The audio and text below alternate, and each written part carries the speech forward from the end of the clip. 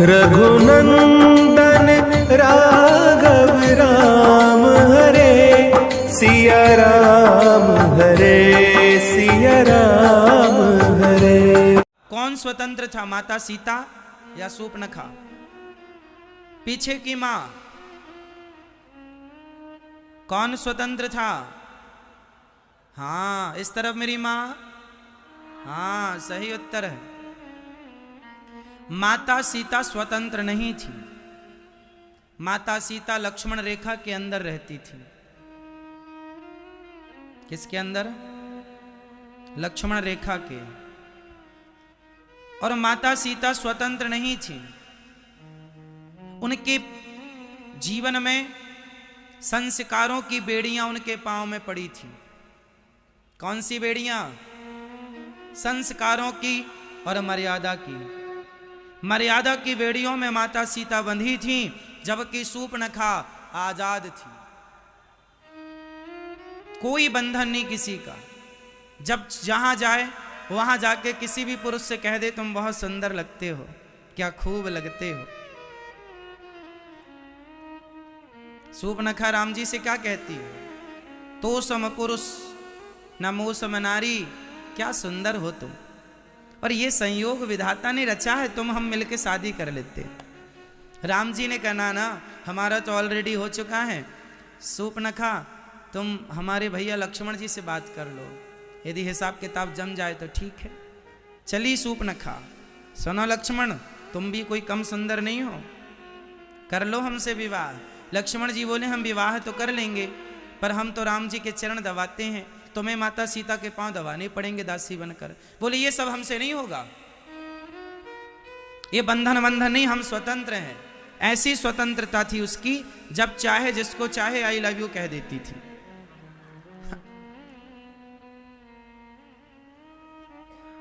जो दिखा उसे अच्छा उसी को I love you. Ram ji को भी कहा, फिर लक्ष्मण जी को भी कह दिया। तो ये स्वतंत्र है।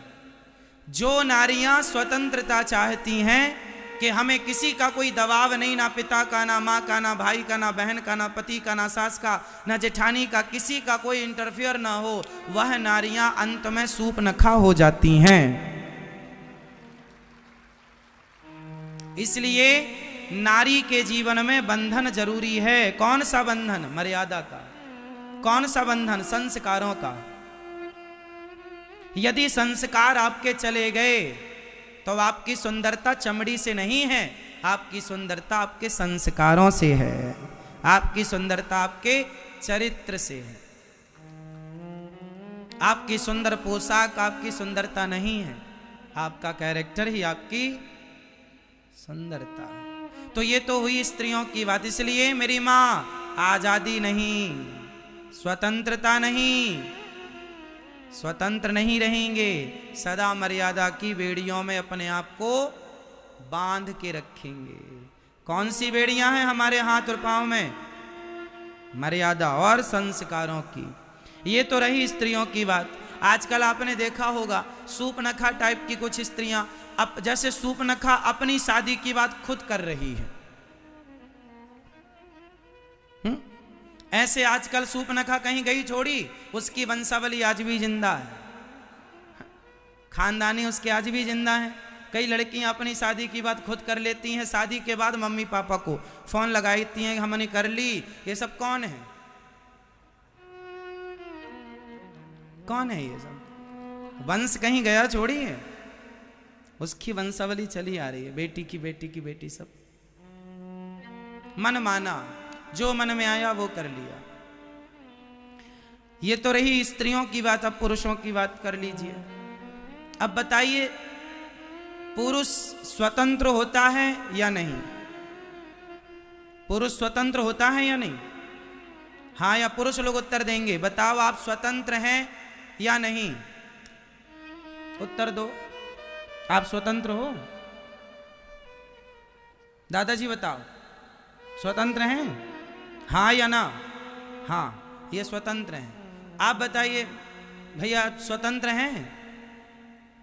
यहां देखो सरकार, आप स्वतंत्र हैं? आप नहीं, किसके बंधन में हैं?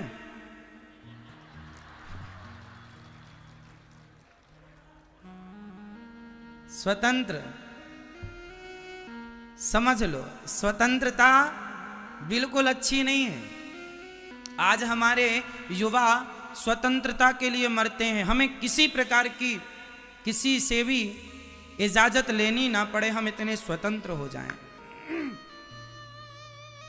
भगवान राम और रावण, अब बताओ इन दोनों में कौन स्वतंत्र था? कौन स्वतंत्र था? रावण। रावण इतना स्वतंत्र था कि वह जब चाहे जिसकी पत्नी को उठाकर ले आता था। यह स्वतंत्रता थी उसकी, कोई रोक टोक नहीं। ना वो बाप की सुनता था, ना वो अपने गुरुजी की सुनता था। गुरुजी कौन? हनुमान जी कौन थे रावण के? हनुमान जी साक्षात शंकर जी के अवतार थे। तो हनुमान जी जब रावण को समझाने गए तो अपने गुरुजी की पूंछ में आग लगा दी उसने। किसी की नहीं सुनता किसी। और रावण ये पहली बार ऐसा नहीं किया कि सीता मां को उठा के ले आया। सीता मां के पहले लाखों, हजारों नहीं, मैं हजारों नहीं कह रहा हूं, सोच समझ के कह रहा हूं, लाखों स्त्रियों का पहले उसने हरण कर चुका है। और लाखों स्त्रियों के साथ उसने गलत, उनके ना चाहने पर भी दुर्व्यवहार कर चुका है रावण। ये कोई पहला केस नहीं है माता सीता का। ऐसा था रावण, स्वतंत्र था, किसी की नहीं मानता था, ना गुरु की, ना पिता की, ना मां की, ना भाई की, ना किसी की, मंत्रियों की, किसी की, स्वतंत्र था। रावण किसी की नहीं मानता था। और राम जी, मां ने कहा वनवास जाना है, उस मां की मान गए राम जी जिस मां ने राम जी को जन्म नहीं दिया, अर्थात सौतेली मां। राम जी बात मानते थे पिता की, मां की, और रावण नहीं बात मानता था। तो माँ बाप की बात मानने वाले राम होते हैं और माँ बाप की बात ना मानने वाले रावण होते हैं। राम जी परतंत्र हैं जबकि रावण स्वतंत्र है। रावण के ऊपर कोई किसी का दबाव नहीं है, इसलिए जीवन में राम की तरह मर्यादा की बेड़ियों में बंध कर रहना चाहिए। राम भी बंधे हैं, किससे बंधे हैं? भरत जी आए, राम जी चलो वापस, मैं अपना राज्य आपको देता हूं क्योंकि मेरी मां ने मुझे कहा, मैं आपको राजा घोषित करता हूं, मैं नहीं चाहता, मैं अपने राम के चरण चाहता हूं, आप चलिए, मैं आपकी तरह वनवास में 14 साल, आपके 14 साल मैं गुजारूंगा और आप चलिए। राम जी नहीं गए। बताओ राम जी क्यों नहीं गए? भाई भरत जी ने तो कह दिया था कि मैं आपके बदले 14 साल का वनवास अब उठाऊंगा, आप जाइए, आप राजा बन जाइए अयोध्या के। बताओ राम जी क्यों नहीं गए? क्योंकि राम जी मर्यादा की उस रस्सी को तोड़ना नहीं चाहते थे। राम जी किस रस्सी में बंधे थे?